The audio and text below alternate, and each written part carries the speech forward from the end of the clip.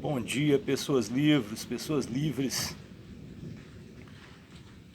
Mais uma vez aqui, ainda no módulo acampado, né, no modo férias, em meio à natureza, mas tentando dar sequência às nossas leituras. E hoje a sequência é Por que Filosofar, do Jean-François Lyotard.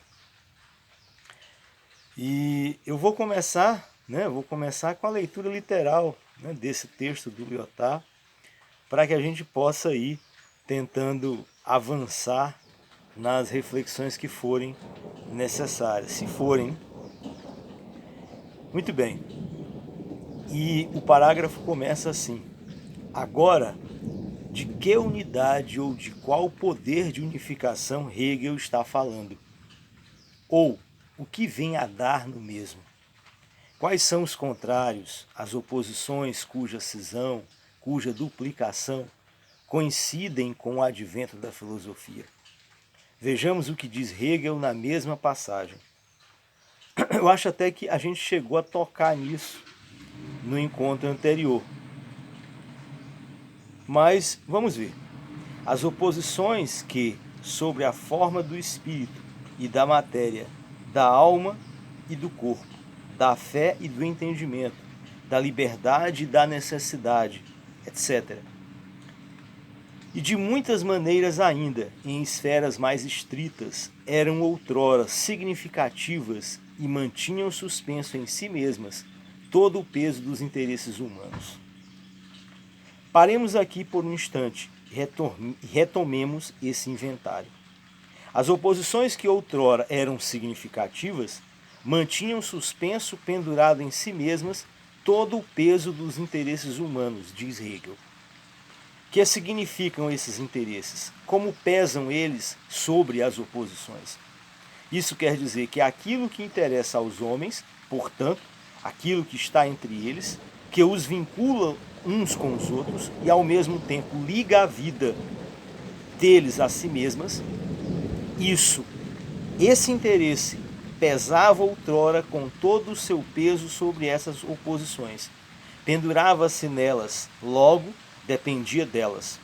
Um interesse quer dizer uma relação que se suspende nos contrários, naquilo que se opõe. Tal interesse faz desses contrários um par. No par temos a unidade da separação e da conjunção.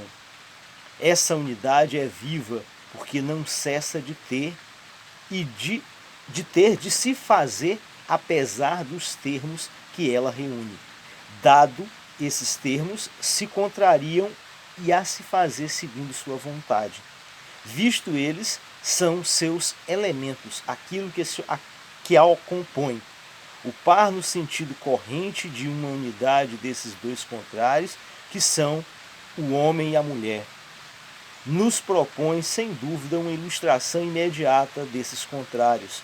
A ilustração de uma dessas maneiras também, cujas oposições podem ser significativas em esferas mais restritas, como diz Hegel. O adulto e a criança oferecem o mesmo interesse, assim como o dia e a noite, o inverno e o verão, o sol e a chuva, a vida e a morte, tantas esferas restritas nas quais o interesse humano se suspende, tantos pares cuja alternativa de termos esconde a vida como o iambo fundamental ou a relação de um grave e de um agudo, como diz Claudel. Ritima a vida das palavras e das coisas. Vários pares de oposições são dados aqui pelo Lyotard, né? Homem e mulher, adulto e criança, o sol e a chuva, o inverno e o verão, o dia e a noite, a vida e a morte.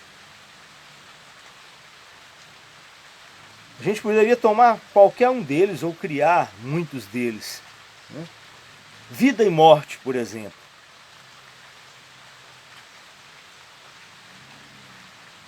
As oposições dessas duas categorias, né? O que é que elas representam no nosso mundo hoje?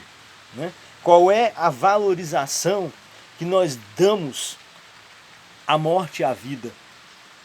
Elas andam praticamente por igual, né? Nós vemos a morte com tanta naturalidade como nós vemos a vida.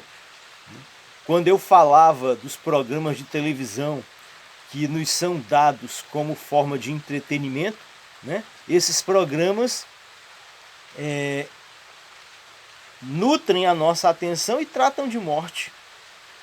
Quando a gente pensa qual é a categoria cinematográfica que mais cresceu, tem crescido e está crescendo no nosso entretenimento cineástico, são os filmes de suspense, os filmes de terror, né? Os filmes de brutalidade. Sempre cresceram entre os adolescentes da minha época, entre os adultos e hoje, né, o que é pior, né, entre as crianças. Quando nós não fazemos uma separação entre o que nós vemos que levam as pessoas à morte e como nós tocamos a vida, né, nós podemos muito bem pensar ou estabelecer que as nossas regras se foram, né? Nós nos formamos como profissionais de nível superior nas mais variadas áreas, mas essa nossa formação como um profissional de ensino superior em áreas diversas, elas nunca são trabalhadas para que aquele profissional de uma área qualquer dedique a sua vida enquanto profissional, enquanto enfermeiro, enquanto professor, enquanto médico, enquanto advogado, enquanto engenheiro, enquanto biomédico, enquanto dentista, né, como odontólogo, ou como um tecnólogo, ao falecimento, à morte das pessoas por não poderem acessar, não poderem fazer parte das benesses que a sua profissão pode trazer para que a vida das pessoas permaneça acontecendo, existindo, sendo. O que interessa para esses profissionais é levar a sua profissão dentro da categoria de ganhar dinheiro, né? De ter uma segurança da sua própria e única vida como ponto fundamental para continuar existindo. Não a existência dos demais, não a existência dos outros. Isso nós observamos em todas as profissões. Ninguém está preocupado com a morte da população, né? A morte nas suas mais diferentes categorias, né? Desde as mortes brutais ou a morte pela fome, né? Nós não somos educados para isso. Talvez algumas categorias de humanos, né, que estão aí vinculados a algum tipo de procedimento religioso ou de aprimoramento espiritual ou de dedicação altruísta ao outro, talvez até pense, mas dentro da sua categoria trabalho, né, da sua categoria profissão, isso é totalmente deixado de lado. Então, as oposições